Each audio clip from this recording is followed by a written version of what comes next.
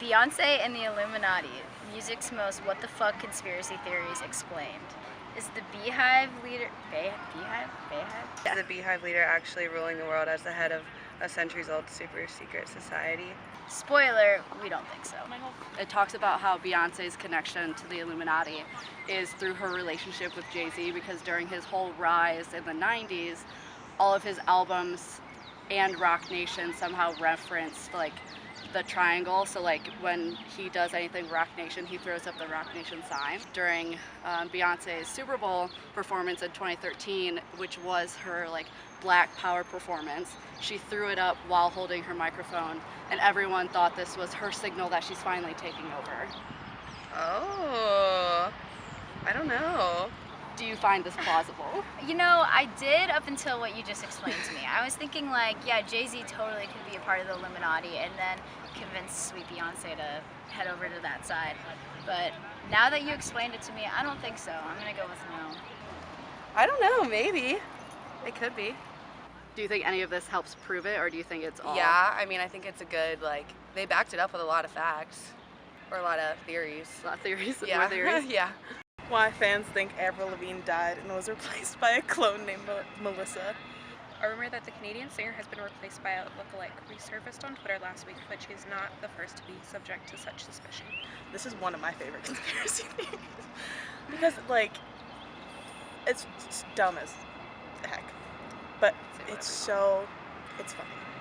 It's funny, and even though Avril Lavigne is like, I'm still me, it's actually who I am. Why do you think people believe that she is actually dead? I think it would be more interesting if there was some sort of like conspiracy theory. So I think a lot of the time conspiracy theories are brought up because people want to believe that something more interesting has happened. Do you think there's any truth behind that she actually died 15 years ago and not just like recently? No. Not at all? No. But you still like it? Yeah. So I'm on the Office of Congress Library website and came across this book written in 1893. Look at the title. It's called Baron Trump's Marvelous Underground Journey. The book is about a boy named Baron Trump who found a secret portal and time travel. But that's not the crazy part. Wait for it. Donald Trump's son's name is Baron, but it gets crazier. In the book, Baron Trump had a mentor he looked up to name, guess what, Don. Wait, what? 4 years later, in 1896, the same author writes a sequel to the book, but he calls it The Last President. And this one, when shit gets... The book is about a very wealthy man who lived in New York on Fifth Avenue who ran for president but wasn't expected to it. Bro, shit, dude. In the book, when he won, it surprised everybody and people started rioting and protesting. And after his inauguration, he started signing executive orders. What the fuck? That's weird. It talks about how Trump's uncle was actually on this committee that like investigated an inventor who had drawings of a time machine.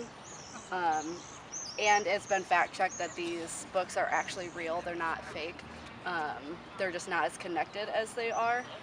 Why do you think so many people find conspiracy theories revolving around Trump? Because he's a, what's the word? I think it's popular because like it's just hard to believe that any of this is real to begin with. So at this point it's like, yeah, sure, that makes sense. You know, who would have thought? So Shit, I can't think of that word. It's stressed out, you have the camera in my face. Controversial. Because he's controversial? Say repeat because he's controversial, so I get it. Because he's controversial. The first two books have been fact-checked to be real and actually in the Library of Congress. really. Like it's been preserved, yeah.